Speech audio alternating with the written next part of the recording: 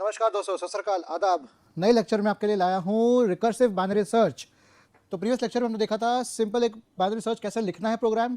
इसमें मैं ये स्पेशल लेक्चर, ये प्रेजेंटेशन आपके लिए सिर्फ और सिर्फ रिकर्सिव बाइनरी सर्च के ऊपर है। ये शायद आपको किसी कोर्स में देखने को नहीं मिलेगा, सिर्फ AKTU डिजिटल एजुकेशन में देखने को मिलेगा। और मेरा आपके लिए पूरा एफर्ट है कि आपके तक मैं इस तरह से कंटेंट लाता रहूँ। सो रिकर्सिव बाइनरी सर्च की कहानी हम स्टार्ट करते हैं। तो सबसे पहले देखते हैं कि रिकर्सिव बाइनरी सर्च है क्या। भाई, हमने रिकर्जन का कॉन्सेप्ट अभी हमने देखा ही था जस्ट, राइट। तो रिकर्जन क्या है हमारा? It means solving problems by breaking down. मतलब जो हमारे प्रॉब्लम्स हैं, जो हमारे समस्या है, उनको सॉल्व करना है, उसको सोल्यूशन निकालना, उसका आंसर बताना है। कैसे करेंगे उसका हम? बाय ब्रेकिंग डाउन, उसको तोड़ना है। A complex problem, right, into smaller problems and then solving it step by step. क्या आपको ये डायनामिक प्रोग्रामिंग नहीं लग रही? क्या आपको डिवाइड एंड कॉन्कर जैसा कॉन्सेप्ट नहीं लग रहा कि भाई एक बड़ी प्रॉब्लम है, उसको छोटे छोटे सब प्रॉब्लम्स में आप डिवाइड कर दीजिए, उन छोटी प्रॉब्लम्स को सॉल्व करना ज्यादा आसान रहेगा बजाय एक बड़ी कॉम्प्लेक्स प्रॉब्लम को सॉल्व करने के लिए। तो बाइनरी सर्च जो हमारा है वो क्या मतलब है कि भाई फाइंड एन आइटम या element in a sorted array by repeatedly dividing the search interval into two halves. जो सर्च इंटरवल है मेरा इतना बड़ा, उसको आधे आधे में डिवाइड करते जाओ और एलिमेंट फाइंड करते जाओ। जो भी एलिमेंट हमें ढूंढना है उसको उसकी खोज में लगे रहो। जो रिकर्सिव बाइनरी सर्च है means to subdivide the entire binary search process to smaller problem. सीधी सी बात है, हम यहाँ पर स्टेप बाय स्टेप कर रहे हैं सिंपल एक फंक्शन के द्वारा। अब हम रिकर्शन के द्वारा करेंगे। एक ही फंक्शन बनेगा, उस फंक्शन को बार बार कॉल किया जाएगा और एरे डिवाइड करते जाएंगे हम। तो इस बड़ी स्टेटमेंट को और आसान शब्दों में अगर हम कहें तो ये कह सकते हैं कि सिंपली पुट, इसको और आसानी शब्दों में अगर हम कहा जाए तो ये कहा जा सकता है कि जो मेरा रिकर्सिव सोल्यूशन है, रिकर्सिव सोल्यूशन है बाइनरी सर्च का, वो known as recursive binary search, right. ये क्या बात आपको समझ में आ गई है? इस पे थोड़ी देर एक बार अभी वीडियो पॉज करके एक बार पढ़ना शुरू कर दो। मैं साइड हो जाता हूं ताकि आपको अच्छे से दिख जाएगा ये, राइट। अब आई थिंक दिख गया होगा। हाँ, बढ़े आगे, वेरी गुड, ओके। तो अब हमारी कुछ प्रॉपर्टीज है इसकी रिकर्सिव बाइनरी सर्च की जो सेटिस्फाई होनी चाहिए, जिनके ऊपर काम होना चाहिए। पहला कि हर एक रिकर्सिव सॉल्यूशन का बेस केस, मैंने आपको बताया था रिकर्सिव रिकर्शन के अंदर बेस केस या बेस कंडीशन ये जरूर होनी चाहिए। और एक रिकर्सिव सॉल्यूशन होना चाहिए, हमेशा होना चाहिए, must have a recursive case. एक रिकर्सिव सॉल्यूशन का रिकर्सिव केस हमेशा होना चाहिए, तभी तो रिकर्सिव शब्द जुड़ेगा। और जो रिकर्सिव सॉल्यूशन है वो हमेशा प्रोग्रेस करना चाहिए टुवर्ड्स द बेस केस या बेस कंडीशन तक प्रोग्रेस करना चाहिए। तो भाई पहली बात, तीन कंडीशन है। पहली, बेस कंडीशन होना अनिवार्य है। दूसरी, रिकर्सिव केस हमेशा होना चाहिए इसके अंदर, राइट। और तीसरी यहां पर हमें बता दिए कि ये प्रोग्रेस करना जरूरी है। ये नहीं कि शुरुआत तो हमने कर ली, बेस कंडीशन ये रही, बढ़ रहे नहीं आगे। तो अगर ऐसा है तो फिर हमारा रिकर्सिव बाइनरी सर्च नहीं होगा, या कोई रिकर्सिव कोई भी एल्गोरिथम जो हम काम कर रहे हैं या जितने रिकर्सिव सॉल्यूशंस हैं वो काम कर रहे हैं। तो इन तीन कंडीशन को रिकर्सिव सॉल्यूशन की प्रॉपर्टी बैठती है। तो बेस केस है क्या? इस बेस कंडीशन को हमने पिछली बार एग्जांपल्स के तौर पे समझा था, पिछले लेक्चर्स में समझा था, लेकिन उसको और हम अच्छे से डीप में जाके करते हैं क्योंकि मैं आपको बताया ये लेक्चर डेडिकेटेड है purely on recursive binary search. तो भाई हम और डीप में जाएंगे इसके अंदर। इसके कहते हैं ना रिसर्च पे रिसर्च होगी इसके अच्छे से, राइट। तो बेस केस क्या है? बेस कंडीशन क्या है? बेस कंडीशन क्या है? द फाइनल केस, ये आखिरी कंडीशन है, आखिरी केस है जो रिप्रेजेंट कर रहा है smallest sub division of a complex problem. किसी बड़ी और पेचीदा प्रॉब्लम का सबसे छोटा डिवीजन है, सबसे छोटा डिवीजन, राइट। तो अगर मैं कहूं कि अकॉर्डिंग टू रिकर्जन प्रॉपर्टीज जो अभी हमने डिस्कस की, अगर मुझे इंप्लीमेंट करना है रिकर्सिव बाइनरी सर्च को, ठीक है, तो हमारे जो एल्गोरिथम है उसके पास एक बेस केस होना अनिवार्य है और एक रिकर्सिव केस होना भी अनिवार्य है। दोनों जरूरी हैं, बेस केस भी और रिकर्सिव केस भी, दोनों जरूरी है। और जो रिकर्सिव केस होगा मेरा, राइट, जो रिकर्सिव केस होगा ये हमेशा प्रोग्रेस करना चाहिए, आगे बढ़ना चाहिए। किस तरफ? बेस केस की तरफ। नहीं तो, या अलग से, या अदरवाइज ऐसा नहीं हुआ तो एल्गोरिथम जो है मेरी कभी भी रुकेगी नहीं, will never stop and will result in an infinite loop. ये हमेशा इनफाइनाइट लूप में ही तब्दील हो जाएगा और ये तो मैं चाहता ही नहीं, राइट। तो रिकर्जन मेरा रुकना चाहिए। Base condition, recursive condition, base case, recursive case, ये दोनों जरूरी हैं। और मेरा रिकर्सिव केस बेस केस की तरफ बढ़ना चाहिए। अगर वो घूमता घूमता घूमता बढ़ेगा और अगर रुका नहीं तो फिर मेरा इनफाइनाइट लूप हो जाएगा और वैसे मैं होना देना नहीं चाहता। तो अब कैसे देखें इसको, हम इसको अभी थ्योरेटिकल तो काफी हो रहा है, इसको देखते कैसे काम करेगा। जो मेरी बाइनरी सर्च एल्गोरिथम है, राइट, जो मेरी बाइनरी सर्च एल्गोरिथम है वो इंप्रूव कर रही है क्या, सर्च टाइम को इंप्रूव कर रही है कि मेरा एक एलिमेंट ढूंढने में जितना समय व्यतीत हो रहा है, जितना वक्त लग रहा है, उसको इंप्रूव कर रहा है। इंप्रूव मतलब बढ़ा नहीं रहा, और कम वक्त लगाएगा और जल्दी सॉल्व करेगा, जो कि रिक्वायर्ड है मेरा एक एलिमेंट लोकेट करने में, उस समय को कम करता जाएगा इन अ सॉर्टेड एरे। यूजुअली आमतौर पर क्या लिखा है, आमतौर पर यूजुअली एक अल्टरनेटिव अप्रोच ली जाती है, इज फॉलोड। अल्टरनेटिव अप्रोच का मतलब हो गया लूप्स का, जैसे कि फॉर लूप और व्हाइल लूप, इस तरह की अप्रोच नॉर्मली ली जाती है एक बाइनरी सर्च को इंप्लीमेंट करने में, जैसे कि हमने देखा था, राइट। अगर आपको याद होगा लेक्चर का, तो हमने देखा था, हमने लूप इंप्लीमेंट किया हुआ था, राइट। बट हम उसको इंप्लीमेंट और अलग तरीके से कर सकते हैं recursively by implementing in smaller version. हम छोटे छोटे वर्जन लेके चलेंगे, छोटी छोटी बातें होंगी, छोटे छोटे प्रॉब्लम्स होंगे, बड़े प्रॉब्लम ना, एक छोटे छोटे प्रॉब्लम्स लेके चलेंगे, उसको हम सॉल्व कर देंगे, एंड देन उसको जोड़ के हमारा बड़ा सोल्यूशन बन के तैयार हो जाएगा। तो इसको इंप्लीमेंट कैसे करेंगे रिकर्सिव बाइनरी सर्च को, हमें क्या निकालना है, हमें सबसे पहले क्या फाइंड करना है, टारगेट। हमारा टारगेट मिला कि नहीं मिला, सॉर्टेड ऑर्डर में हमारा टारगेट होना चाहिए। तो मिडिल वैल्यू हमारी एग्जामिन होगी, सेम वही कंडीशन है जो बाइनरी सर्च की नॉर्मल होती है, सेम चीज रिकर्सिव में चलेगी। तो हमारा टारगेट क्या है, किस में ढूंढना है, राइट, किस लिस्ट में, किस एरे में, किस टपल में ढूंढना है, उसकी मिडिल वैल्यू निकाली जाएगी हमारी, to determine if it is the target. तो मिडिल वैल्यू हम उसमें उस लिस्ट में से, उस एरे में से, उस टपल में से मिडिल वैल्यू मेरी क्या हुई, टारगेट हुई, क्योंकि उसी को ध्यान में रखना है मुझे। और अगर मिडिल वैल्यू नहीं है, टारगेट नहीं है, तो सीक्वेंस मेरा क्या हो जाएगा, आधे में बट जाएगा, स्प्लिट इन हाफ। फिर देखा जाएगा कि फर्स्ट या सेकंड हाफ में उसको ढूंढा जाएगा, उसके नुमाइंदगी, उसके एग्जामिनेशन में उसका ढूंढा जाएगा, परखा जाएगा, to find the target value by looking at the middle element. Again middle element का बहुत ही महत्व है बाइनरी सर्च के केस में, चाहे आप सिंपल बाइनरी सर्च कर रहे हो, चाहे आप रिकर्सिव कर रहे हो, दोनों सूरतों में मिडिल वैल्यू या मिडिल एलिमेंट जो होगा उसकी महत्वता या महत्व बढ़ जाएगा उसका। इंप्लीमेंटेशन देखें क्या कहते हैं, राइट। तो इंप्लीमेंटेशन अगर अपन देखें ध्यान से, binary underscore search underscore recursive, ये नाम की मैंने क्या बना रखा है, क्या बना रखा है, फंक्शन है ना, डेफ से फंक्शन बनता है, फंक्शन का नाम ये हो गया, एक एरे पास कर रहा हूं, एलिमेंट पास कर रहा हूं, स्टार्ट और एंड, ये चार चीजें पास कर रहा हूं मैं इस फंक्शन के अंदर। मैंने कहा कि भाई अगर मेरा स्टार्ट एंड से बड़ा है, क्या मतलब समझे, अगर मेरा स्टार्ट एंड से बड़ा है, ये तो बात है ना वही, मतलब स्टार्ट मेरा 0 से होना है, एंड यहां होना है, तो अगर उल्टा हुआ तो उल्टा तो चल नहीं सकता, स्टार्ट मेरा एंड से बड़ा हो नहीं सकता, राइट। तो अगर ऐसा है तो क्या कर दो, -1 भेज दो कि भाई साहब नहीं हो पाएगा, ये है तो बना ही नहीं मामला।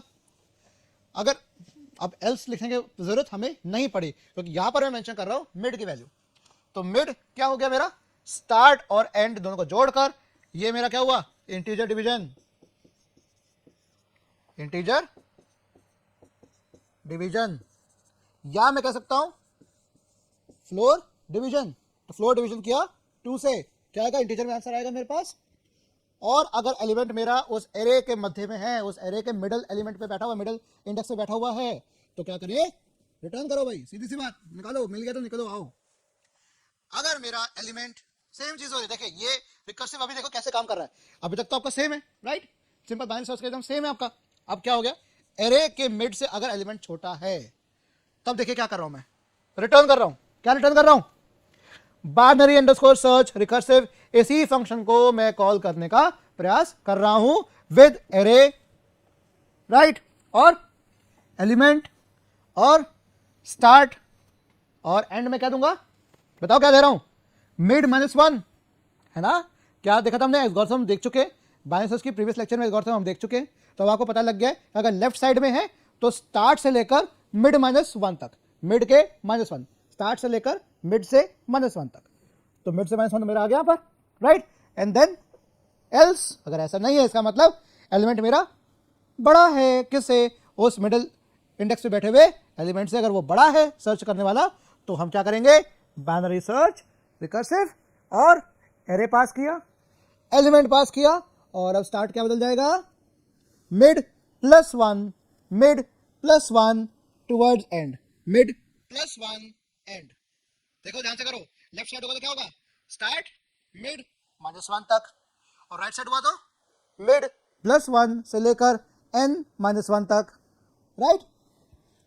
मिड +1 से लेकर एंड तक, एंड -1 कह दो या एंड कह दो, बात एक ही है, n-1 मीन्स एंड। क्या ये बात समझ में आ रही है?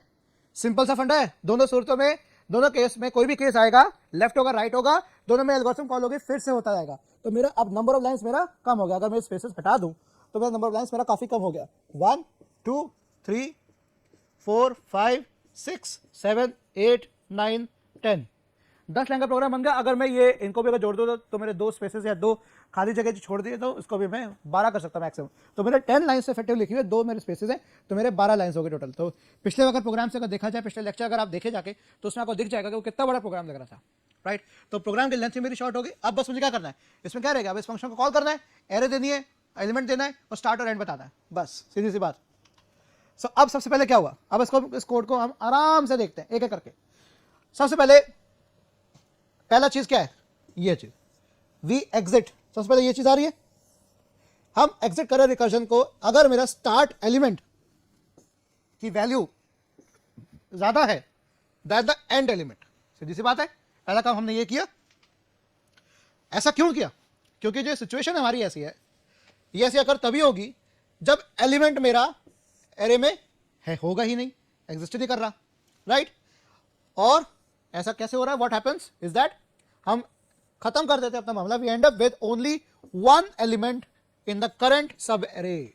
अगर सब एरे में सिर्फ एक एलिमेंट रह गया, अकेला एक एलिमेंट रह गया, इसका मतलब that element doesn't match with the one we are looking for. तो मिड +1 हो जाएगा, अगेन मिड +1 करते करते एंड +1 हो जाएगा। जैसे एंड से बड़ा हो गया स्टार्ट मेरा, तो गड़बड़ शुरू हो गई, इसका मतलब मेरा एलिमेंट मुझे नहीं मिला। ये मतलब समझ में आ गया। तो इस पूरे इसको मैं एक एक करके समझाने का प्रयास कर रहा हूं। तो पहला पार्ट में आपको समझ में आ गया, क्या अगर हमने ऐसा किया तो क्यों किया। Okay, next. अब इस समय पर जो मेरा स्टार्ट है, राइट, जो मेरा स्टार्ट है वो एक एंड के बराबर आ गया इस समय, right. Length of array equal to 1, right. हम इसको कैसे कर सकते हैं वो बताता हूं। इस पॉइंट पे यहां पे हम जब तक यहां तक आ गए, यहां पे हमारा यहां तक आ गया, लेकिन एलिमेंट अगर अभी भी बराबर नहीं हुआ एरे मिड से, तो हम स्प्लिट कर देंगे उसको, right, again in such a way that या तो हम डिक्रीज करें एंड माय 1, एंड को या तो पीछे लेकर आए, या स्टार्ट को हम बढ़ाएं 1 से, या तो एंड को पीछे लाएं या स्टार्ट को बढ़ा दें, और रिकर्जन एग्जिस्ट करेगा इस कंडीशन पे। अब इस तरीके से हम ये तरीका भी अपना सकते थे, इस तरीके से भी हम कर सकते थे। हम देखते अगर मेरा लेंथ ऑफ एरे 1 हो गया, ये हम चेक कर सकते हैं, ये हमने अभी इसके अंदर नहीं किया है, हम यहां पर डिटेक्शन कर सकते हैं। क्या कर सकते हैं, अगर मेरी लेंथ है एरे की, अगर मेरी वो 1 के बराबर हो जाती है, तो और एलिमेंट अगर मेरा मिड एलिमेंट में मुझे मिल जाता है, आखिर में एक रह गया, एक आखिरी रह गया, और वो आखिरी वो मिड एलिमेंट ही है, वो मेरा एलिमेंट मिल जाता है जो मैं सर्च कर रहा हूं, तो चलो कर दो, नहीं तो -1 कर दो। तो यहां पर जो मैं कर रहा हूं, यहां पर -1 की एक और कंडीशन आ सकती है मेरी, इस ये भी आ सकता है, ये भी आ सकता है, इकट्ठा आ सकता है, और मेरा यहां पर ये बात मैं कह सकता हूं। देखिए ये एरे में लिख रहा हूं मेंशन, ये देखिए ये चीज।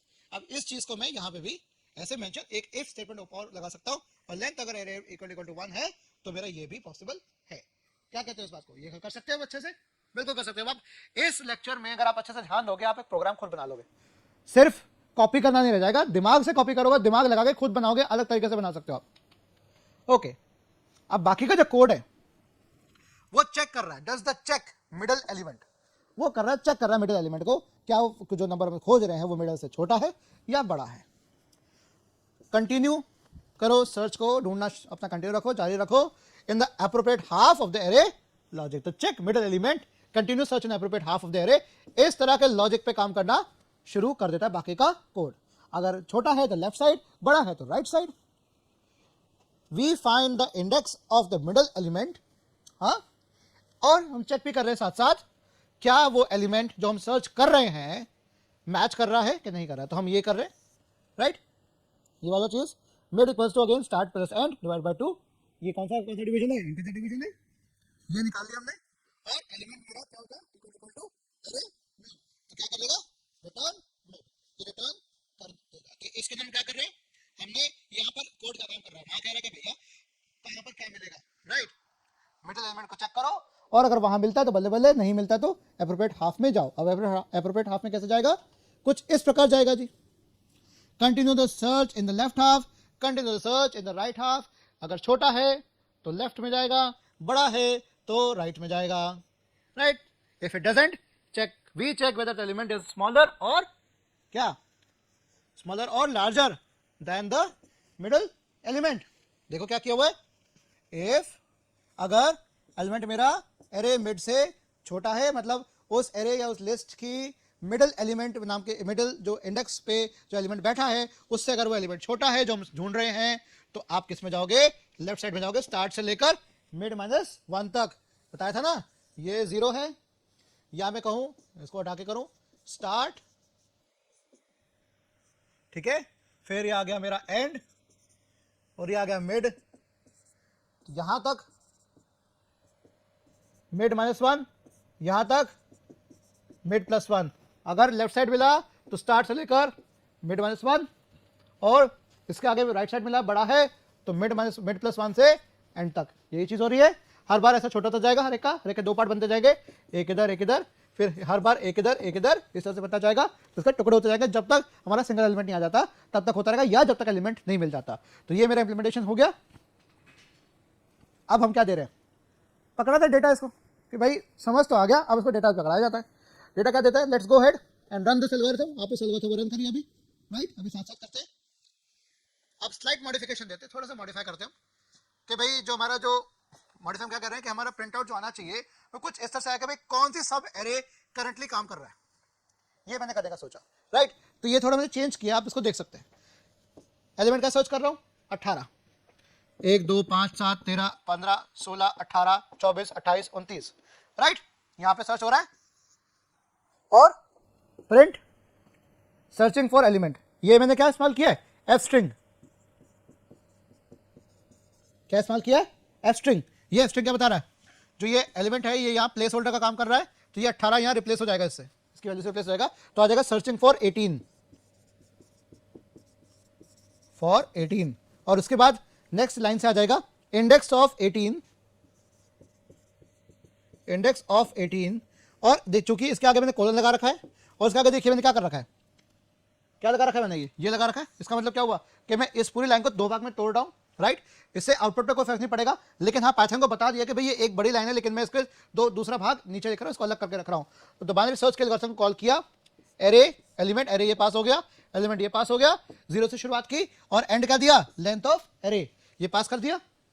तो अब मेरा काम करना शुरू हो जाएगा।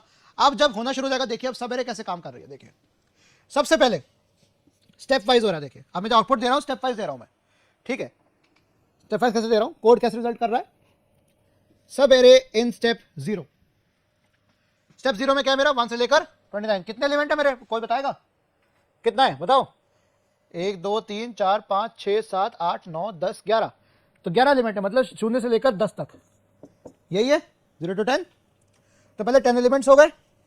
अब चूंकि 18 किससे बड़ा है, मिड एलिमेंट कौन सा आएगा, 0 1 2 3 4 5 आएगा, क्योंकि 0 + 10 डिवाइड बाय 2 क्या आ गया, 5 आ गया, मतलब 15 से बड़ा है। पाइवट एलिमेंट क्या आ गया, मिडिल एलिमेंट क्या आ गया। पाइवट एलिमेंट आपका आई थिंक क्विक सॉर्ट में इस्तेमाल होता है, राइट, क्विक सॉर्ट, रैडिक्स सॉर्ट, इनमें पाइवट शब्द इस्तेमाल होता है, वही चीज़ यहाँ पर मिडिल एलिमेंट काम कर रही है, सेम चीज़। तो 18 जो है मेरा 15 से बड़ा है, तो कौन सी लिस्ट को उठाएगा, इसको उठाएगा, हाँ जी बिल्कुल उठाया, 16 से 29 उठाया। अब 18 नंबर कहाँ मिलेगा, 18 सर्च कर रहा हूँ मैं, तो इसका मिडिल एलिमेंट क्या है, 24, कहाँ मिलेगा, इसके लेफ्ट साइड मिलेगा, तो इसको उठाया और इसको उठाया, आ गया ये चीज़। और उसके बाद फिर चेक किया हमने 16 और 18 में, देखा कि भाई 0 + 1/2 1/2.5 मतलब 0 मतलब ये 16 को लेगा मिडिल एलिमेंट से बड़ा है क्या छोटा, हाँ जी बड़ा है। अब मिडिल एलिमेंट क्या हो गया मेरा, क्या हो गया 18, तब इसका मेरी इंडेक्स क्या निकल के आ गई, 6 7 निकल के आ गया, तो मेरा 18 मिल गया, काम खत्म। तो मेरा ये लूप कितनी बार चला, ये मेरा जो क्वेश्चन कितनी बार चला, 4 बार चला। पहली बार 10 एलिमेंट से 11 एलिमेंट से मेरे पास, राइट। उसके नेक्स्ट स्टेप में कितने हो गए, आधे हो गए, 1 2 3 4 5 एलिमेंट हो गए। उसके बाद कितने हुए, 2 एलिमेंट हो गए, और उसके बाद 1 एलिमेंट रह गया, राइट। तो 11 5 2 1 हर बार डिवाइड बाय 2 होता जा रहा है, हर बार स्प्लिट मेरी होते जा रही है, हाफ में होता जा रहा है, तो हर बार स्प्लिट करता जाएगा, रिकर्सिवली कर रहा है, राइट। 11 तो 7 पे तो मिल गया, राइट। तो 11 बार चला, पहली बार 11 की लिस्ट थी, फिर 5 की हुई, फिर 2 की हुई, फिर 1 की हुई, राइट। अगर एलिमेंट अभी तक अगर नहीं मिल रहा था तो ये निरंतर कर रहा होता, ये एंड में जाके मिला एकदम 18, समझ रहे हो। तो ये 4 बार ब्रेक हुआ आपका। तो ये तो हो गया मेरा इंप्लीमेंटेशन।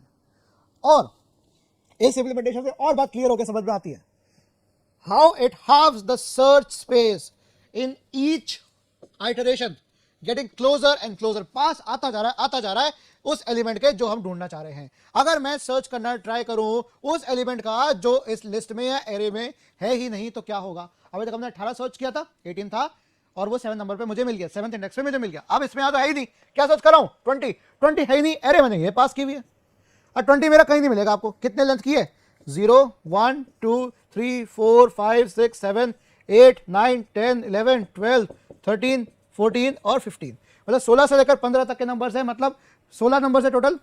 तो पहले जो लिस्ट थी मेरे 16 नंबर्स की थी, फिर देखा कि 20 मेरा 21 से बड़ा है, या देखा हमने कि भाई 16 है तो इसका मतलब 8, तो पाइवट एलिमेंट क्या आ गया, 30 आया, राइट। तो 30 से मेरा बड़ा है क्या छोटा है, हाँ छोटा है, तो ये लेगा, ये वाला ऐसा लेगा, तो ये लेगा, तो कितना आ गया, 1 2 3 4 5 6 7 8, फिर 8 हो गया, हाफ हो गई लिस्ट। उसके बाद क्या होगा, इसके अंदर क्या बनेगा हमारा, ये 0 से लेकर 7 तक, 7/2 कितना आ गया, 3 आ गया, 0 1 2 3, ये हो गया। अब 17 से बड़ा है, हाँ जी बड़ा है, तो क्या आ गया, ये वाला आ गया, 4 एलिमेंट आ गए, राइट, 4 एलिमेंट आ गए। उसके बाद फिर देखा हमने इसका हाफ क्या बनेगा, 0 1 2 3, 3/2 कितना आ गया, 1.5, तो 1 लेगा, 0 और 1, तो इसको लिया, इससे बड़ा है छोटा है, इससे छोटा है, छोटा का निकला 19, तब भी हमारा 19 निकला, एंड में एक एलिमेंट रह गया, तो ये पहुंच गया मेरा, एक एलिमेंट तक पहुंच गया।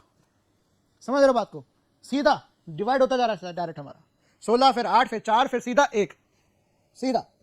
और यहां भी नहीं मिला, अगर यहां भी नहीं मिला कि एक एलिमेंट रह गया, अब भी नहीं मिला, तो मेरा आंसर क्या आ गया, -1, इसका मतलब मेरे को एलिमेंट नहीं मिला। और इसी तरीके से हम देखेंगे, तो searching for 421 with array with 200 elements, तो कितना सर्च फिनिश हुआ, 6 स्टेप पे फिनिश हुआ, तो 421 का इंडेक्स मुझे यहां पर पकड़ा दिया गया।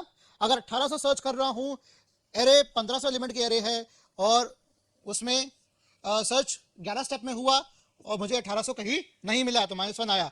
3101 सर्च कर रहा हूं मैं 3000 एलिमेंट में से, और मुझे आखिरकार 8 स्टेप में वो चला। देखिए रिकर्जन है, इतने एलिमेंट है, 3000 एलिमेंट पे 8 स्टेप में हो गया, 1500 एलिमेंट का 1100 स्टेप में हुआ, 200 एलिमेंट का 6 स्टेप में हुआ। सोचिए, तो जितना ज्यादा नंबर है उतना ज्यादा मेरा काम एफिशिएंट हो रहा है। तो मेरा 151 पे मुझे इंडेक्स पे मिल गया, और मेरा सक्सेसफुल हो गया। तो ये फन ऑफ इट है, ये आपके लिए बता दिया कि just how many steps it takes when you search to figure out whether a number क्या एग्जिस्ट करता है कि नहीं करता। तो इसी के साथ आपको मैंने फन एलिमेंट भी दे दिया, जाके पता लगे कि सर्चिंग कैसे होती है, बाइनरी सर्च कैसा होता है, और रिकर्सिव कैसा होता है, कितनी फास्ट है। तो मिलते हैं अगले लेक्चर में, तब तक के लिए आदियो। नमस्कार दोस्तों, सत श्री अकाल, आदाब। आप लोग के लिए एक और लेक्चर लेकर आया हूं। अब हम बात करेंगे जनरेटर्स और आइटरेटर्स के बारे में। यस, अभी तक ये टॉपिक इस कोर्स में अभी तक कवर नहीं हुआ था, लेकिन मैं आप लोग के लिए लेकर आया हूं इसको कवर करने के लिए। तो लेक्चर 34 हम स्टार्ट करते हैं, जनरेटर्स और आइटरेटर्स। सबसे पहले हम बात करते हैं जनरेटर और आइटरेटर, ये चीज़ हैं क्या और ये दोनों में फ़र्क क्या है, राइट। तो मैं आपको एक एक चीज़ समझाऊंगा विद डायग्राम्स, राइट। तो आप आराम से इसको समझ पाओगे, देख पाओगे, और राइट आपको लग रहा हो मैं आपकी तरफ नहीं देख रहा हूँ, मैं आपकी तरफ ही देख रहा हूँ, वो स्क्रीन भी सामने, तो स्क्रीन की तरफ भी देख रहा हूँ कि मैं कैसा दिख रहा हूँ, right. So don't worry about it, हम करते हैं इसको काम। सो आइटरेटर है क्या, ठीक है भाई। आइटरेटर जो है पाइथन में, वो एक सर्व कर रहा है, काम कर रहा है as a holder for objects. Yes, क्योंकि आपको पता है कि पाइथन के अंदर जो भी काम हो रहा है सब ऑब्जेक्ट्स के थ्रू हो रहा है। चीज़ क्या है, पाइथन से प्योर ऑब्जेक्ट ओरिएंटेड लैंग्वेज, भाई ऑब्जेक्ट ही ऑब्जेक्ट है, सब कुछ हर चीज़ में ऑब्जेक्ट, ये ऑब्जेक्ट, हर कोई पढ़ाने वाला ऑब्जेक्ट, पढ़ने वाला भी ऑब्जेक्ट, और पाइथन खुद एक ऑब्जेक्ट से बना हुआ है। तो पाइथन में जितने ऑब्जेक्ट्स हैं उनको कहीं होल्ड करने का, उनको संभाल के रखने वाला वो क्या है, आइटरेटर है, ठीक है। इतनी सी बात समझ जाओ। तो उनको होल्ड करके रख रहा है, क्यों, जिससे कि वो आइटरेट किए जा सके, बार बार आइटरेट किए जा सके, जितनी बार आपको रिक्वायरमेंट है उतनी बार आइटरेट किए जा सके। आइटरेट का मतलब हो गया आप अपना खुद का लूप बना रहे हो, राइट। एक ऑब्जेक्ट है, आपने उसको संभाल के रखा हुआ है, उसके ऊपर आप आइटरेट किए जा रहे हो, राइट। तो आपको खुद का लूप जनरेट कर रहे हो। ये फैसिलिटी किसी और लैंग्वेज में नहीं है, सिर्फ पाइथन में मिलेगी आपको, यस बता रहा हूं। तो और जनरेटर क्या होता है, वो इस तरह के आइटरेटर के लिए फैसिलिटेट करता है कि ऐसा आइटरेटर के कस्टम आइटरेटर बनाने की जो सुविधा प्रोवाइड करने वाला कौन है, जनरेटर। और आइटरेटर क्या कर रहा है, एक ऑब्जेक्ट्स को होल्ड करके रखेगा, और क्या करेगा, ताकि उसके ऊपर आइटरेट किया जा सके। तो भाई जो जनरेटर भाई साहब है, ये it's always an iterator, but iterator is not always a generator. ये देखिए जरा मैं आपके लिए बना रखा है, कैसा लगा डायग्राम? इसे डायग्राम पे लाइक बनता है यार, लाइक कर दो इस वीडियो को अभी तक, राइट। चलो और डिफरेंस लेता है, ये तो चलो हमारा ओवरव्यू था, अभी और अच्छे से इनको समझने का प्रयास करते हैं। तो भाई अब जो हमारा जो प्रीवियस जो सिंटैक्टिक डिफरेंस हमने आपको बताया मैंने, उसके बाद और भी कुछ डिफरेंसेस हमारे पास आते हैं। Implemented using a function, generator जो इंप्लीमेंट किया जाता है वो फंक्शन के द्वारा इंप्लीमेंट किया जाता है, और आइटरेटर इंप्लीमेंट किया जाता है यूजिंग अ क्लास। क्लास वाला वीडियो जरूर देख लेना, क्लास वाला कंसेप्ट अगर नहीं ध्यान आ रहा तो बिल्कुल देख लेना, राइट। जनरेटर यील्ड कीवर्ड का इस्तेमाल करता है। जनरेटर यील्ड, ये यील्ड बोलूंगा YEILD, राइट, यील्ड कीवर्ड का इस्तेमाल करता है। और आइटरेटर कहता है मैं तो इसका कोई जरूरत नहीं, मैं इस्तेमाल नहीं करूंगा यील्ड कीवर्ड का। और जनरेटर कहता है कि भाई जो यूसेज है वो एक कंसाइज कोड में एक रिजल्ट कर देगा, जो इसका जो इस्तेमाल करेंगे जनरेटर का, ये कोड को थोड़ा और कॉम्पैक्ट और कंसाइज और छोटा सा बढ़िया सस्ता सुंदर टिकाऊ बना देगा, राइट, छोटा सा प्यारा प्यारा सा बना देगा। और आइटरेटर भी क्या करेगा, क्योंकि जनरेटर आइटरेटर को जनरेट कर रहा है, उसके बाद क्या होगा, यूजर क्या होगा, एक रिलेटिवली लेस कंसाइज कोड, तो इससे भी छोटा कोड बनकर तैयार हो जाएगा, कोड का छोटा कोड बनकर तैयार हो जाएगा। मतलब जो बड़े बड़े कोड लिखते हैं वो जनरेटर क्या कर रहा है, उसको छोटा कर देगा, और आइटरेटर जनरेट करेगा तो आइटरेटर और उसको छोटा कर देगा। All the local variables before the yield statement are stored. Yield statement होती क्या, मैं आपको नेक्स्ट स्लाइड में बताऊंगा।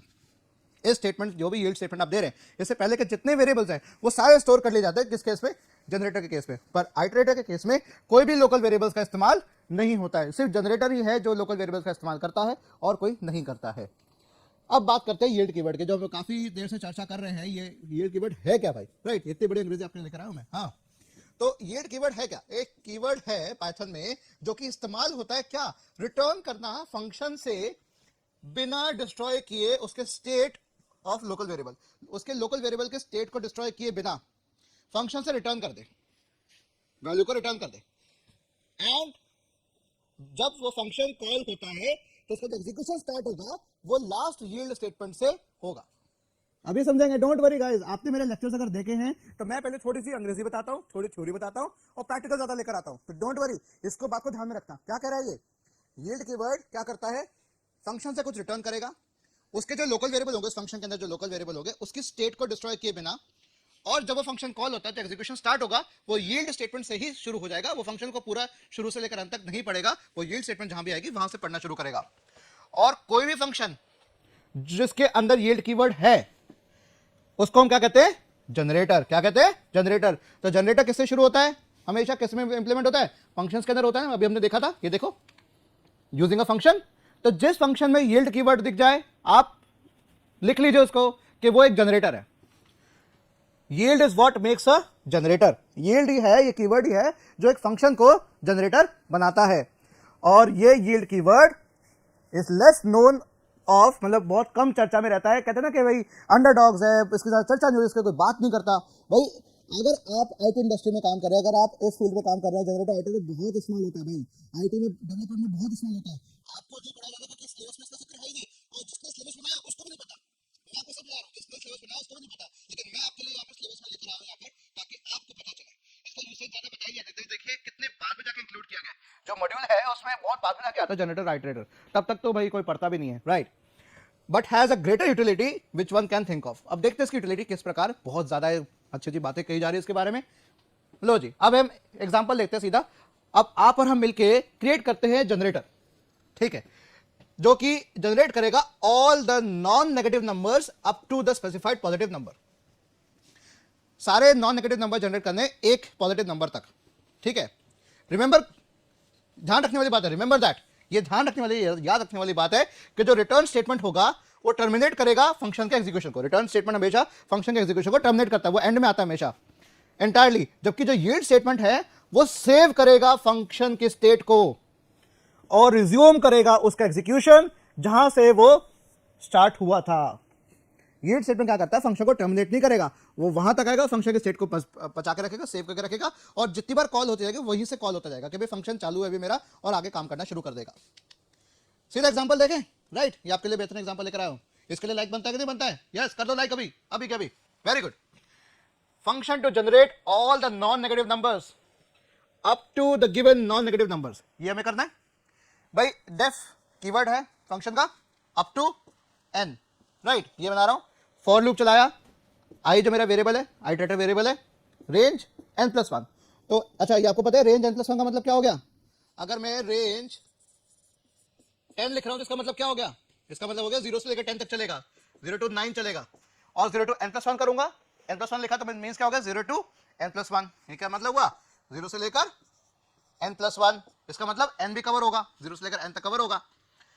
तो यील्ड स्टेटमेंट क्या कर दिया, ये yield statement is what makes a function a generator. तो मैंने क्या कर दिया, यील्ड आई कर दिया। इस आई जो मेरा आइटरेटिव वेरिएबल है इसको मैंने क्या कर दिया, यील्ड कर दिया। यील्ड का मतलब हो गया कि इसको बचा के रखो फॉर नंबर इन, ये खत्म हो गया राइट। अब रिटर्न स्टेटमेंट नहीं लिखी हमने रिटर्न स्टेटमेंट नहीं लिखी यहाँ पे गाइस। पहला ऐसा फंक्शन हम देख रहे हैं जहां पर रिटर्न स्टेटमेंट नहीं लिखी है, तो यहाँ पे रिटर्न की जगह क्या लिखा है मैंने, यील्ड लिखा है। और इससे बाहर आके मैं फंक्शन से बाहर आ चुका हूं, और बाहर आके मैंने फिर फॉर लूप लिया और मैंने कहा कि एक वेरिएबल लिया फॉर लूप का इन अप टू दिस। तो अब मेरा ये फंक्शन क्या बन गया, याद है आपको ये फॉर लूप में क्या आता है, यहां पर आपका सीक्वेंस आता है, ये सीक्वेंस ही आइटरेटर है जिसके ऊपर वेरिएबल आइटरेट करेगा, इसके ऊपर वेरिएबल आगे इंक्रीमेंट होके या डिक्रीमेंट होके आगे या पीछे बढ़ेगा, उसे कहते हैं आइटरेटर। तो ये देखिए सीक्वेंस है मेरी, तो मेरा फंक्शन सीक्वेंस बन गया। मैंने कहा अप टू 5 तक चलो, अप टू फंक्शन कॉल किया, n की वैल्यू 5 दी, n+1 क्या हो गया 6, तो i मेरा चलेगा 0 से लेकर 6 तक, और मेरा उसको नंबर को प्रिंट करता जाएगा। देखिए आउटपुट सामने आपके यहाँ पर, ये आउटपुट हो सकता है आपको छुप रहा होगा, तो 0 1 2 3 4 5 ये आउटपुट आ रहा है मेरा, 0 1 2 3 4 5। अभी के अभी इस वीडियो को पॉज करो और इस प्रोग्राम को लिखो और मुझे आउटपुट जनरेट करके बताओ, कमेंट सेक्शन में बताओ कि क्या आपका सेम आउटपुट आ रहा है कि नहीं आ रहा। तो 0 1 2 3 4 5 आपका यहाँ पर सम्मिलित हो गया। तो ये क्या कर रहा है, ये एक फंक्शन को आइटरेटर बना रहा है। आइटरेटर मतलब सीक्वेंस जनरेट करने वाला बना रहा है। तो एक फंक्शन भी सीक्वेंस जनरेट कर सकता है, यस इट्स अ पॉसिबिलिटी, ये हो सकता है, ये संभव है। किसमें, केवल और केवल जनरेटर के द्वारा। और ये जनरेटर की फैसिलिटी कौन देता है आपको, पाइथन, हमारा अपना प्यारा पाइथन राइट। तो ये क्या ये बात आपको समझ में आ गई है, क्या एग्जांपल समझ में आ गया है, आ गया है तो कमेंट सेक्शन में बताइए आ गया, लिख दीजिए आ गया, बताइए क्या आ गया, समझ में आ गया राइट, और मजा आ गया, ये भी कर सकते हो। Okay right, very good. इतनी एनर्जी होनी चाहिए, मेरे में इतनी एनर्जी तो आप में तो बहुत जबरदस्त एनर्जी है भाई, मुझसे ज्यादा। ओके एक और एग्जांपल देखें, इस एनर्जी पे एक और एग्जांपल देखते हैं। आपको ये थोड़ा व्हाइट कलर में दिया ताकि हो सकता है किसी को ब्लैक पे ना दिख रहा हो, तो व्हाइट में भी मैं कोशिश कर दी है, मुझे बताना कि सही लग रहा है कि नहीं लग रहा। ओके तो भाई जनरेटर है मेरा यहाँ पे प्रिंट इवन टेस्ट लिस्ट, मुझे इवन नंबर प्रिंट कराने, इसमें क्या करना है, डेमोंस्ट्रेट करना है यील्ड कीवर्ड का। और मैंने कहा कि भाई फॉर लूप चलाया टेस्ट लिस्ट के अंदर, और मैंने पूछा कि भाई i%2 = 0 यील्ड आई। अभी क्या कर रहा है, ये कर क्या रहा है, ये कह रहा है कि भाई जो नंबर इवन नंबर है उस लिस्ट में से उस नंबर को सेव करता है। क्या कर रहा है, ये सेव कर रहा है। अच्छा एक और आपको चीज बताता हूं, ये यील्ड कीवर्ड जो होता है, यील्ड शब्द इस्तेमाल होता है आपका एग्रीकल्चर में इस्तेमाल होता है, एग्रीकल्चर में इस्तेमाल होता है। एग्रीकल्चर में आपकी क्या होती है, खेती होती है, फार्मिंग होती है राइट। फार्मिंग के अंदर क्या आता है, क्या कहते हैं, फार्मर क्या करता है, जो फसल उगाता है, फसल उगाने का क्या है, उगाता है और फसल बेचता है उसके बाद, तो क्या कहते हैं उगाने को, क्या कहते हैं फसल उगाने को, यील्ड क्रॉप्स। फार्मर या फार्मर्स यील्ड क्रॉप्स, क्रॉप्स को यील्ड कर रहा है, क्रॉप सेव करके रख रहा है। वो जो फसल उगी है, जो आउटपुट यहाँ पे जो ये आई उग रहा है, इसको सेव करके रखना है स्टॉक पर। वही कॉन्सेप्ट यहाँ पर आ गया मेरे पास। तो टेस्ट लिस्ट मैंने आपको यहाँ पे दे दी 1 4 5 6 7 राइट। इनमें से इवन नंबर कौन कौन से होंगे बताओगे अभी भाई, 4 हो गया, 6 हो गए, बस बाकी ऑड नंबर है। और ओरिजिनल लिस्ट मैंने यहाँ पर शो कर दी str राइट, str करके शो कर दिया क्योंकि ये लिस्ट है तो उसको str पे कन्वर्ट करके दिखा दिया। उसके बाद मैंने कहा even numbers in the list are and equal to, ये क्या कर दिया मैंने, अगर मैं ये ना लिखता क्या आता है, फिर नीचे आता output right. And by default क्या होता है, स्लैश एन होता है, मैंने क्या कर दिया स्पेस देके आप दिखा दो। और मैंने for J in print even, तो प्रिंट इवन क्या था मेरा, एक फंक्शन जो कि बन गया जनरेटर राइट। फंक्शन बन गया जनरेटर, किसकी बदौलत, यील्ड की बदौलत।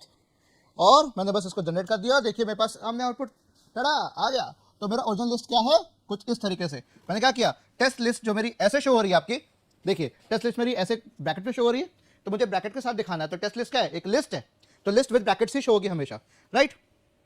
और इसको मैं किस में कन्वर्ट कर रहा हूँ, str में, तो ये पूरी स्ट्रिंग होगी ठीक है। तो ये मेरे स्ट्रिंग में इसने मुझे लिस्ट को शो करके दिखा दिया। और उसके बाद जो even numbers in the list are 4 and 6, देखिए स्पेस देके आ रहा है प्रिंट। तो भाई एक नंबर जनरेट हुआ 4, दूसरा हुआ 6, तो 4 और 6 मेरे यहाँ पर 2 नंबर्स आ गए। क्या ये बात समझ में आ रही है, क्या ये बात समझ में आ रही है कि फंक्शन ही मेरा क्या बन गया, फंक्शन मेरा क्या बन गया, एक आइटरेटर बन गया, एक सीक्वेंस बन गया। और किसकी बदौलत बना, इस यील्ड की बदौलत बना। बस इतना ध्यान रखना है। जनरेटर अगर आप कहीं भी पढ़ रहे हैं, जनरेटर ये बिजली वाला जनरेटर नहीं कह रहा, पाइथन में जनरेटर कह रहा हूं राइट। तो इस जो भी जनरेटर आप पढ़ रहे हैं पाइथन के अंदर, तो इसका मतलब यहाँ पे एक फंक्शन के अंदर यील्ड नाम का कीवर्ड हमने लगा दिया।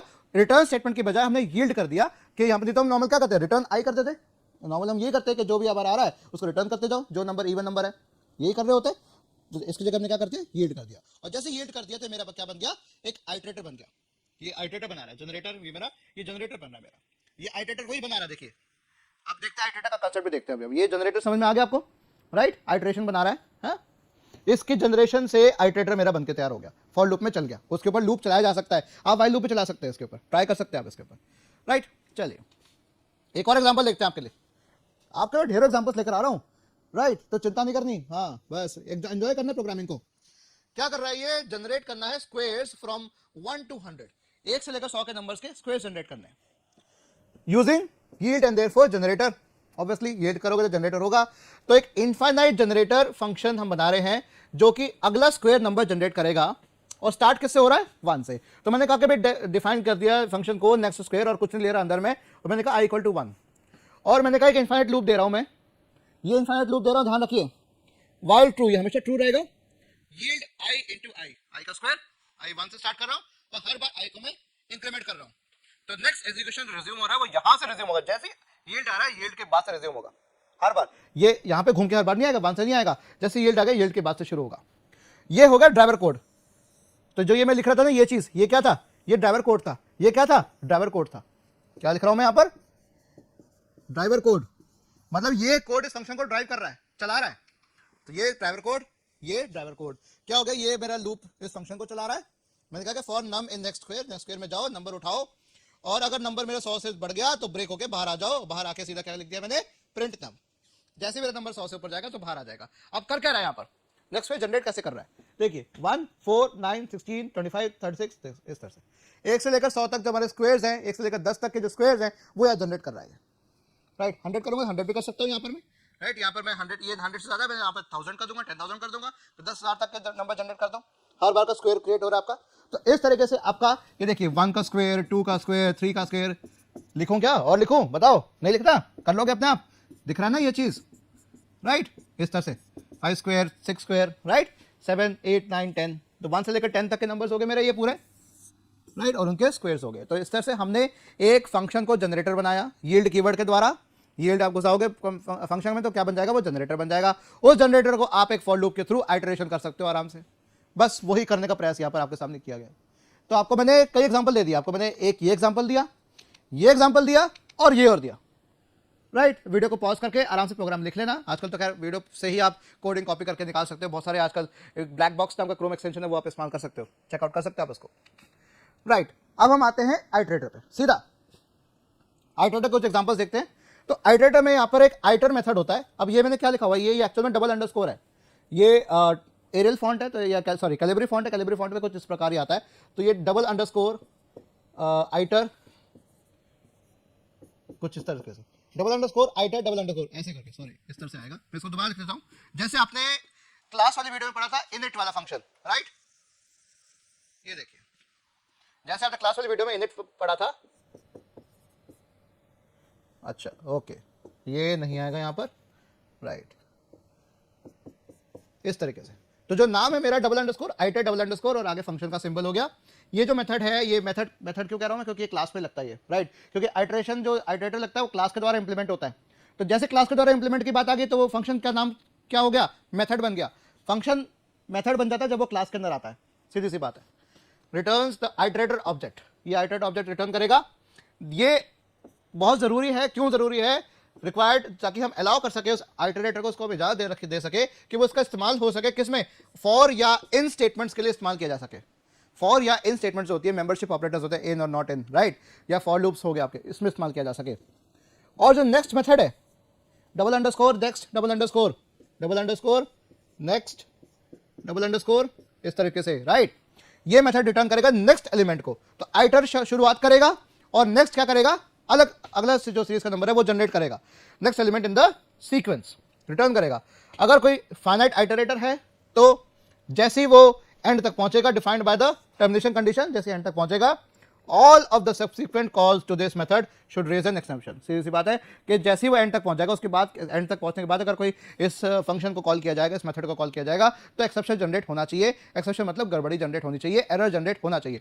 अभी तक मैंने एक्सेप्शन हैंडलिंग कवर नहीं किया, मैंने शायद अभी तक तो कवर नहीं किया होगा तो देख लेना वीडियोस, अगर किए होंगे तो मुझे याद नहीं पड़ा, बट ये चीज़ आपकी यहाँ पर होनी चाहिए।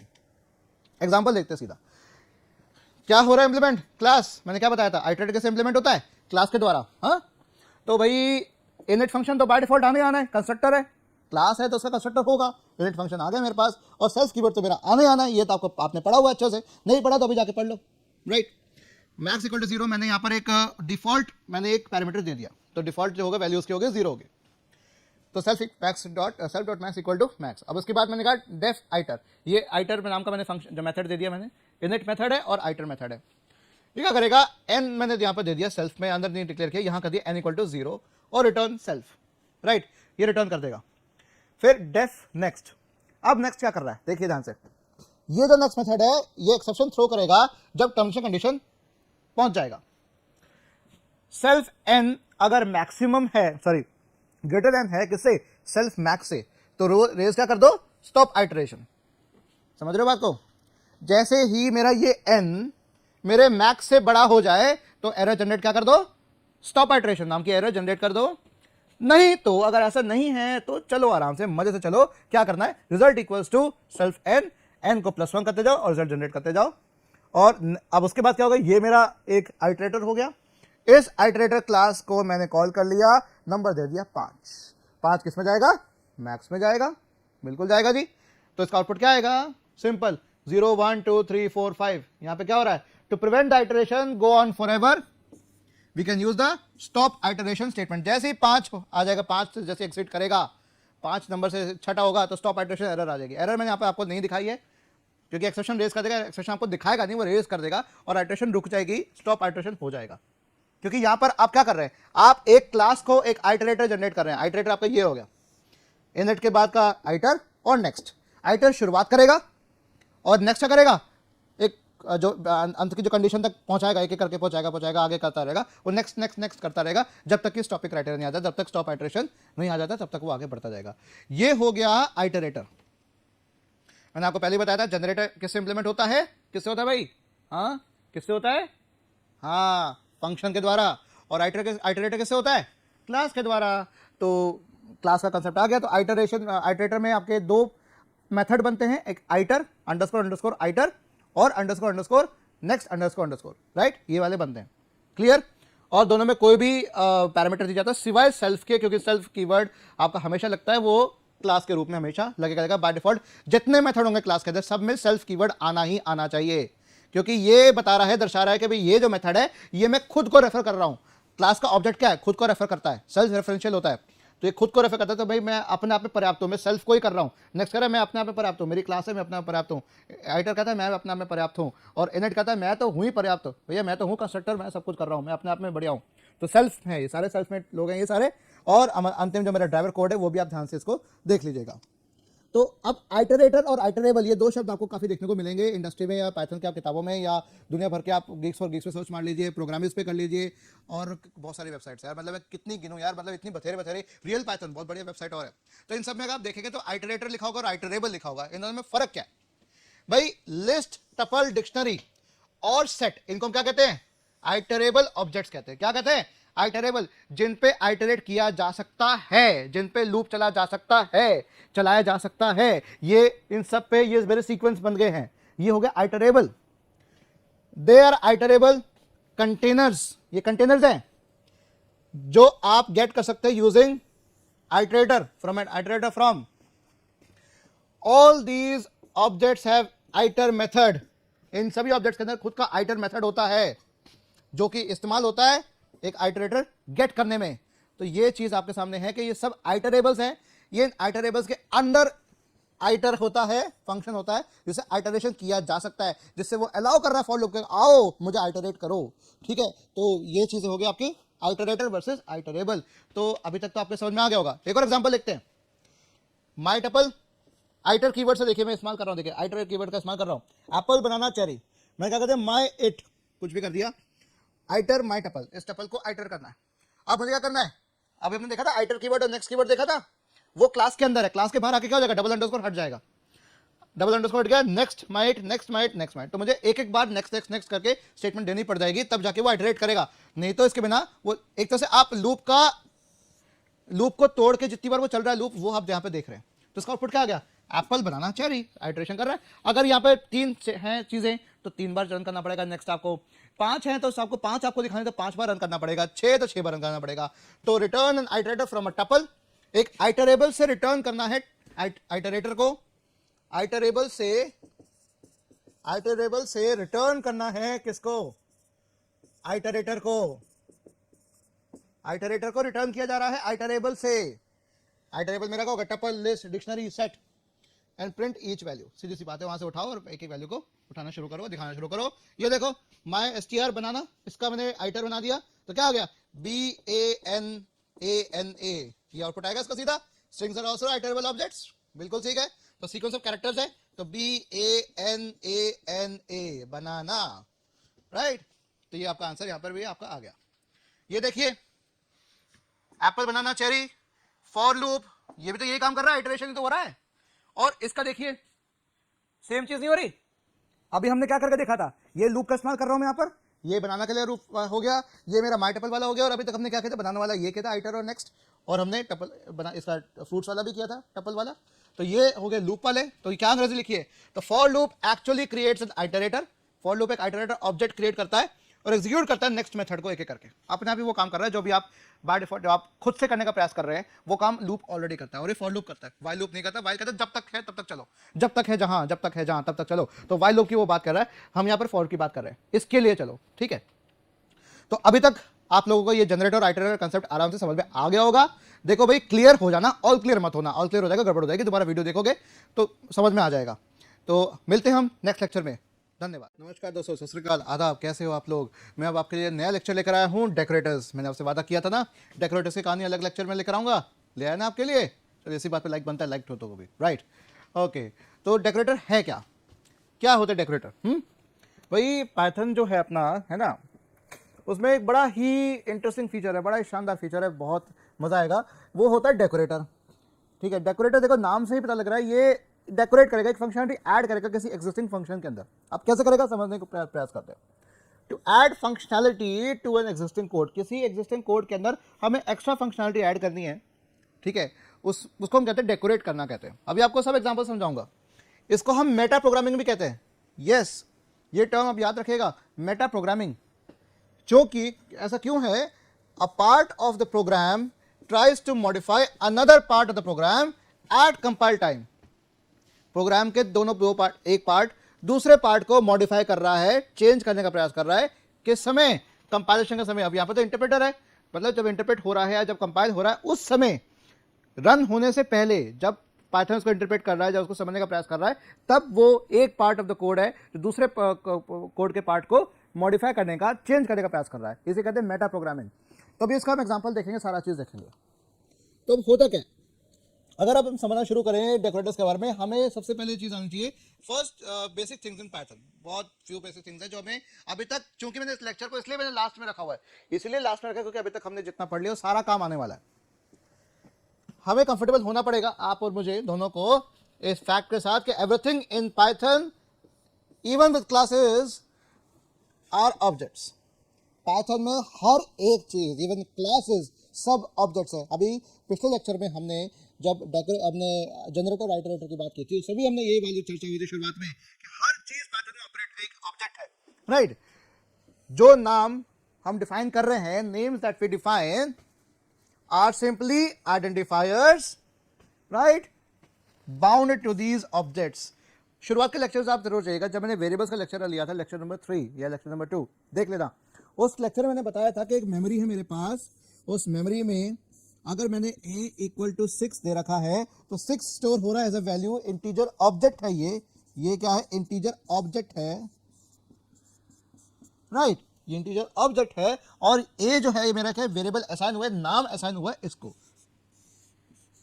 और अगर मैं b इक्वल्स टू a कर दूं तो क्या होगा, b भी उसी को बाइंड हो जाएगा, उससे जुड़ जाएगा जिससे a जुड़ा हुआ है। तो ये पॉइंटर्स का कॉन्सेप्ट भी हमारा यहां पर सामने आ गया। तो ये चीज मैंने आपको बताई थी लेक्चर नंबर 2 या लेक्चर नंबर 3 में, वेरिएबल्स वाले लेक्चर के अंदर, वही चीज हमारे यहां पर आ रही है। तो पाइथन में हर कोई चीज क्या है, एक ऑब्जेक्ट है। एग्जांपल देखें, राइट, भाई फंक्शन है फर्स्ट नाम का और मैसेज msg नाम का एक ये वेरिएबल ले रहा है, उसको प्रिंट कराने का प्रयास कर रहा है। और मैंने फंक्शन कॉल कर लिया फर्स्ट हेलो, और जैसे हेलो होगा तो यहाँ जाएगा और ये इसको प्रिंट कर देगा, सीधा सी बात है। और मैंने क्या कर दिया, फर्स्ट इक्वल टू ये सेकंड इक्वल टू फर्स्ट। क्या आपको इसको देख के लग नहीं रहा कि हायर ऑर्डर फंक्शन वाली चीज हम पढ़ रहे हैं? यस, ये हायर ऑर्डर फंक्शन वाली बात है। सेम चीज कि किसी फंक्शन को मैं दूसरे वेरिएबल से असाइन कर सकता हूं मैं, तो सेकंड हेलो हो गया।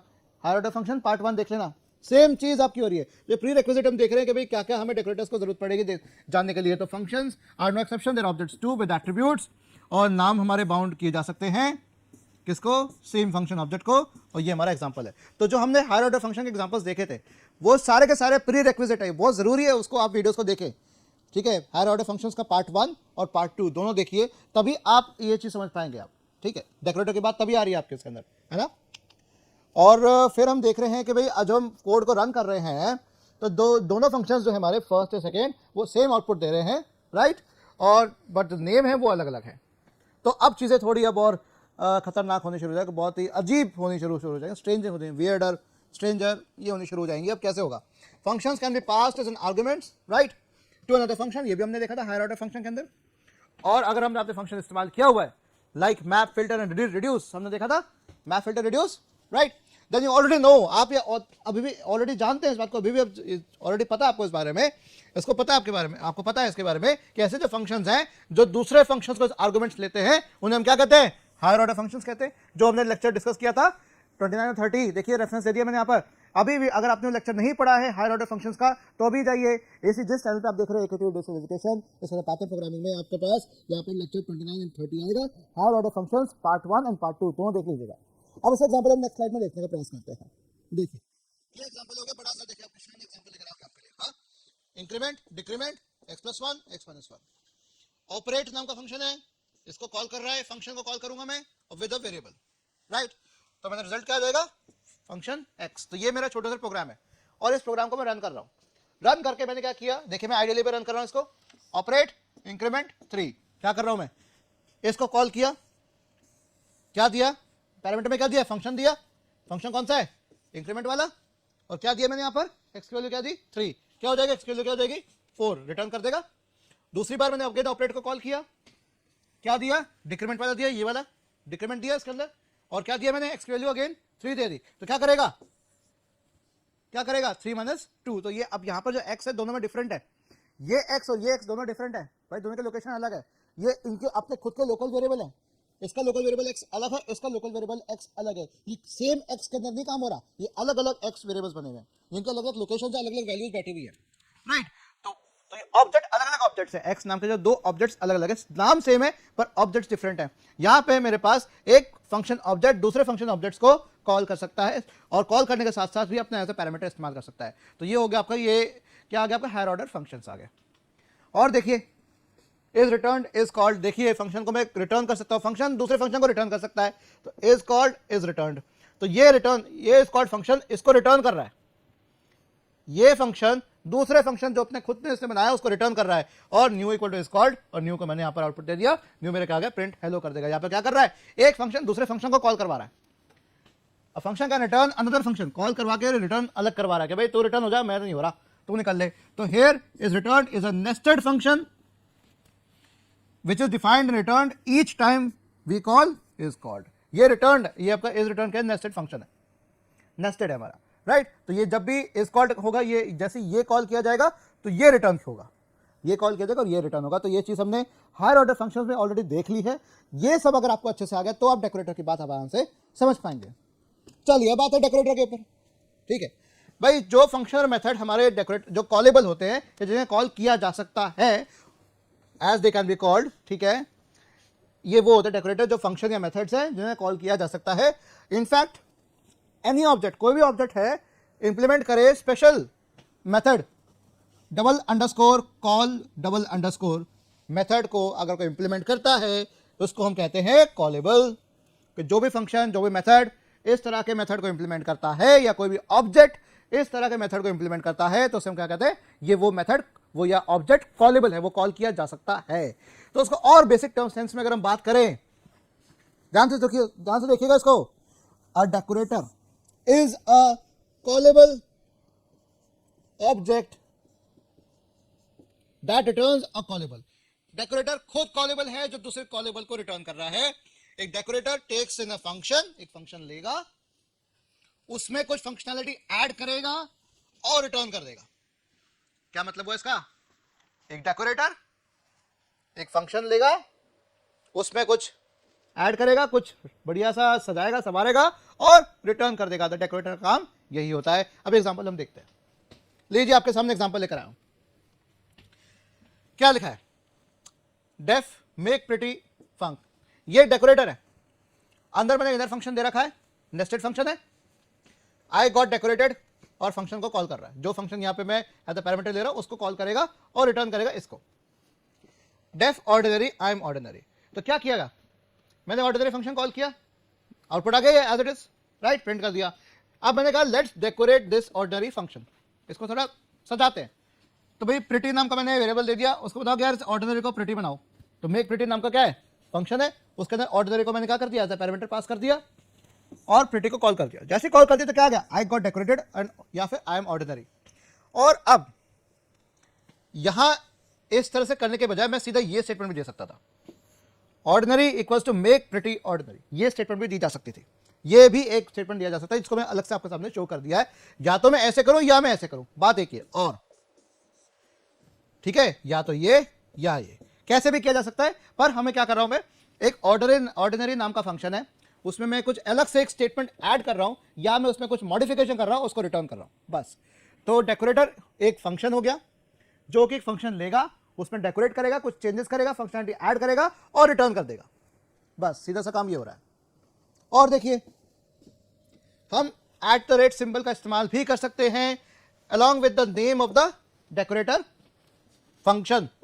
ठीक है, डेकोरेटर फंक्शन के साथ साथ हम नाम के साथ साथ हम उसका @ सिंबल का भी इस्तेमाल कर सकते हैं और उसको प्लेस कर सकते हैं above the definition of the function to be decorated. मैंने आपको बताया था एलआरओ कैशे के अंदर भी @ लगा हुआ था, याद करिए, वो डेकोरेटर ही था। क्या कर रहा है? अब मैंने क्या कर दिया, अब वो जो फंक्शन था मेरा मेक प्रिटी नाम का, मैंने @ लिख दिया उसको आगे, उसको बना दिया, @ लिख दिया और डेफ कर दिया, मैंने सीधा सीधा कर दिया। यही सेम चीज मैं ऐसे भी कर रहा था। देखिए ये स्टेटमेंट याद है, याद है स्टेटमेंट अभी मैंने लिखा था, ये देखिए ये लिखा था। इस स्टेटमेंट को मैं इसके ऊपर लेकर जाऊं और इसको क्या बना दूं मैं, @ मेक प्रिटी। सिंपल, सीधा सा हिसाब है ये हो गया डेकोरेटर। और एग्जांपल देखें, पहले देखते हैं हम इधर ये कि भाई डेकोरेटिंग फंक्शन विद पैरामीटर्स। अब मुझे पैरामीटर के साथ करना, अभी तो मैं बिना पैरामीटर के किया है, मैं और पैरामीटर के साथ करना चाहूंगा। मैं चाहता हूं कि भाई ये मेरा फंक्शन है, मेरा a, b और a/b मुझे रिटर्न कर दे। ये नॉर्मल फंक्शन है, इसको मुझे फंक्शनलिटी ऐड करनी पड़ेगी कि भाई जो डेकोरेटर हमने प्रीवियस स्लाइड में बनाया वो बहुत ही सिंपल था, बहुत ही बेसिक सा था कि भाई एक ऑर्डिनरी को बड़ा प्यारा बनाया जा रहा है, मेक प्रिटी किया जा रहा है। It only worked with the functions that did not have any parameters. वो वाला जो डेकोरेटर था वो उसी में काम कर पा रहा है जिनमें क्या था, कोई पैरामीटर था ही नहीं। देखिए कोई पैरामीटर था, इसमें पैरामीटर तो ये तो मेरे पास हो रहा है, ये उन्हीं फंक्शन पे काम कर रहा है जिसमें कोई पैरामीटर था ही नहीं, पैरामीटर तो है नहीं इसके अंदर। तो अब कैसे करेंगे, राइट? तो अब कैसे करेंगे, what if we had functions that to in parameters apply. ठीक है, अब कैसे करते हैं, इसका ध्यान रखना, इसको कॉपी पे लिख लीजिए अभी हाथ लिख लीजिए, अभी वीडियो पॉज करिए, लिख लीजिए।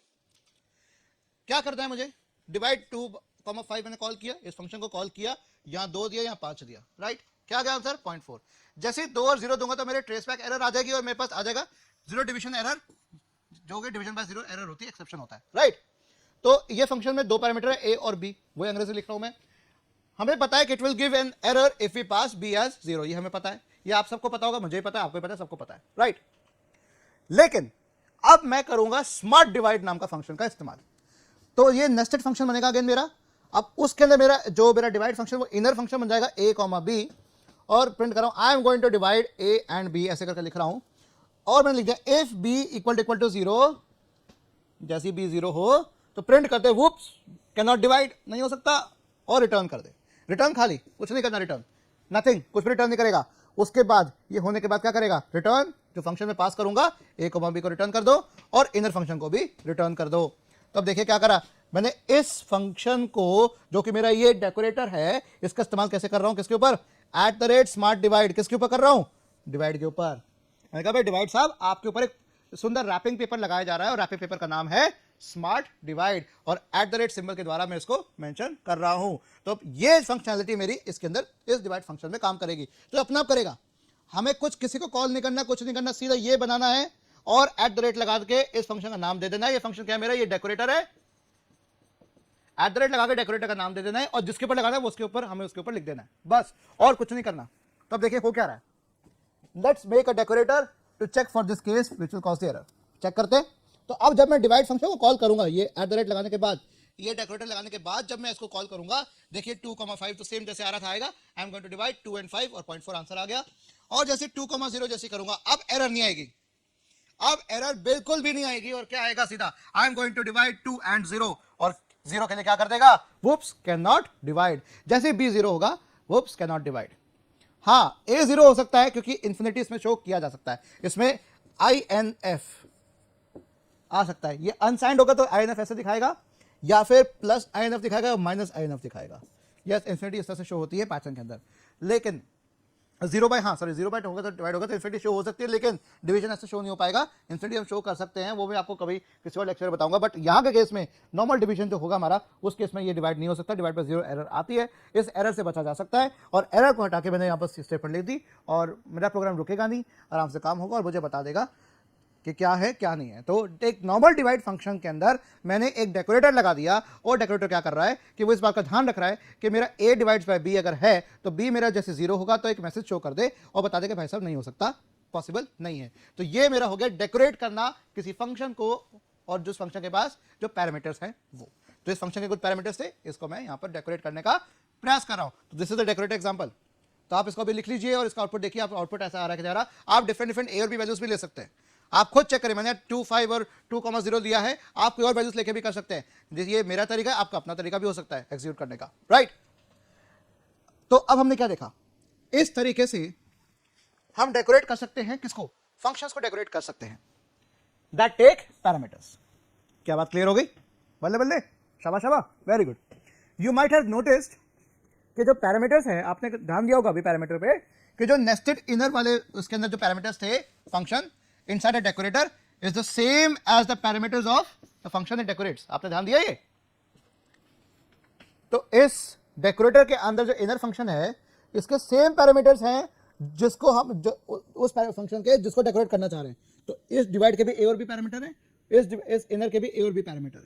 ये आपने नोटिस किया बात को, क्या कह रहा है कि भाई आपने नोटिस किया हो कि जो पैरामीटर थे नेस्टेड इनर फंक्शन के, जो डेकोरेटर के अंदर बैठा हुआ है स्मार्ट डिवाइड के अंदर, उसके जो पैरामीटर्स थे सेम थे किससे, उस फंक्शन के जिसे डेकोरेट कर रहा है। Parameter of the function, function आना चाहिए, फंक्शन आना चाहिए, राइट, इट डेकोरेट्स। ठीक है। अब पाइथन में ये आपने नोटिस किया, राइट, इस तरह का जो मैजिक होता है, जो ये सेम हम दे रहे हैं पैरामीटर्स दे रहे हैं, वो इस तरह ये एक मैजिक है, एक जादू है। ये जादू कैसे होता है, function argument and keyword argument, हमेशा ध्यान रखिएगा।